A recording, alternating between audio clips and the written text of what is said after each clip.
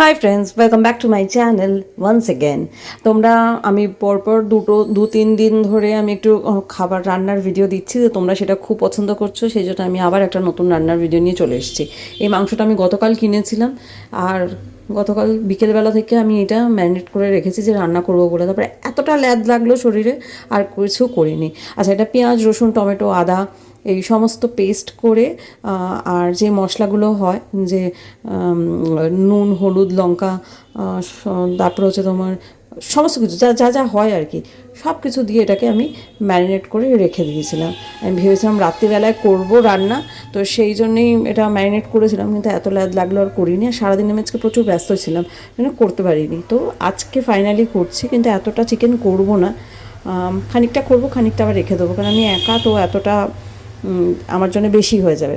যাই হোক, তেল আমি বসিয়ে দিয়েছি, আর তেল থেকে ধোঁয়াও ছাড়তে আরম্ভ করেছে। আমি একটু আলু কেটে রেখেছি, তো একটু আলুটাকে ভেজে নিই। আলুটা আমি দিয়ে দিয়েছি, এই দেখো আলু এখন ভাজাভুজি চলছে। আর ফোড়নের তৈয়ারি আমি করে নিয়েছি, এই যে কারি পাতা, আর তার সঙ্গে আছে হচ্ছে, দেখো এই যে এখানে আছে হচ্ছে তোমার তেজপাতা, শুকনো লঙ্কা, দারচিনি, লবঙ্গ, ছোটো এলাচ, জিরে, এইসবই যেগুলো নর্মাল রোজের থাকে। তাই আলুটা ভেজে তুলে নিয়েছি, আর এই যে কারি পাতা ফোড়ন দিয়ে দিয়েছি, তার সাথে এবার বাকি যা মশলাগুলো ছিল সেগুলো ফোড়নে দিয়ে দিলাম। এবার একটু জাস্ট ভালো গন্ধ বেরোবে, ততক্ষণ একটু ওয়েট করব। বেশ ভালো একটা গন্ধ বেরোতে আরম্ভ করেছে। এবার একটু ম্যারিনেট করা চিকেনগুলো দিয়ে দেবো আস্তে আস্তে।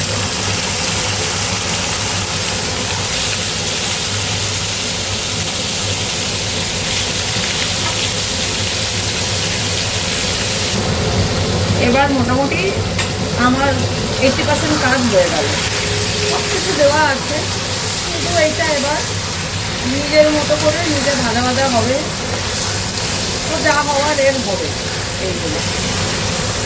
আচ্ছা, একটা জিনিস আমি দিতে ভুলে গেছি, আমি একটা পেঁয়াজ কেটে রেখেছিলাম, সেই পেঁয়াজটা দিতে ভুলে গেছি। ভেবেছিলাম পেঁয়াজটা একটু ভাজা ভাজা হবে তখন দেবো, যাই হোক এখনই দিয়ে দিই। এই দেখো চিকেনটা আমি, এই পেঁয়াজটা আমি কেটে রেখেছিলাম, আমি ভেবেছিলাম আগে একটু পেঁয়াজটা ভাজা ভাজা করে তারপরে চিকেনটা দেবো, ভুলে গেছি। তো যাই হোক, এই যে এখন পেঁয়াজটা চিকেনটা দুটো একসাথেই ভাজা হবে, খাবো তো আমি। আমার এক্ষুনি খেয়াল পড়লো যে আমার কাছে বেশ অনেকটাই ধনেপাতা আছে, তো ভাবলাম যখন এক্সপেরিমেন্ট করছি তো একটু ধনেপাতাও দিয়ে দিই এর মধ্যে। ভালো করে এটা পিষিয়ে নিই, দেখো একটুখানি একটুখানি রয়ে গেছে, তো সেটাই এবার দিয়ে দিচ্ছি। এই দিয়ে দিলাম, আর এ দেখো ভালো করে কষছি, আমি একটু স্লো করছি, স্লো কুক। এই দেখো সমস্ত কিছু মিশিয়ে মুশিয়ে নিয়েছি, আর একটুখানি আমি ইয়েটা বাড়িয়েছি, গ্যাসের আঁচটা। এই দেখো, তাতে পেঁয়াজগুলো আমি একটু আস্তে মানে সিমে করছিলাম, যাতে পেঁয়াজগুলো ভালো করে গলে যায়, কারণ পেঁয়াজগুলো আমি এর সাথে দিয়েছি। তো যাই হোক, এই যে হচ্ছে রান্না চলছে, আর আমি এখনো পর্যন্ত এর মধ্যে একটা ফোঁটাও জল দিইনি। এই দেখো চিকেনটা আমি ঢাকা দিয়ে দিয়েছি, আর এখানেই আমি একটুখানি ক্যাপসিকাম কেটে রেখেছি, এটা সবার লাস্টে দেবো। আমার ক্যাপসিকামের টেস্টটা খুব ভালো লাগে, আর স্মেলটাও ভীষণ ভালো লাগে, তো আমি সেটা তখন দেবো। একটু ঢাকাটা খুলে দেখি কি অবস্থা। সাবাস, দেখো অদ্ভুত কালারটা, ভীষণ সুন্দর এসেছে, অদ্ভুত সুন্দর একটা, আর স্মেলটা ভীষণ ভালো বেরোচ্ছে।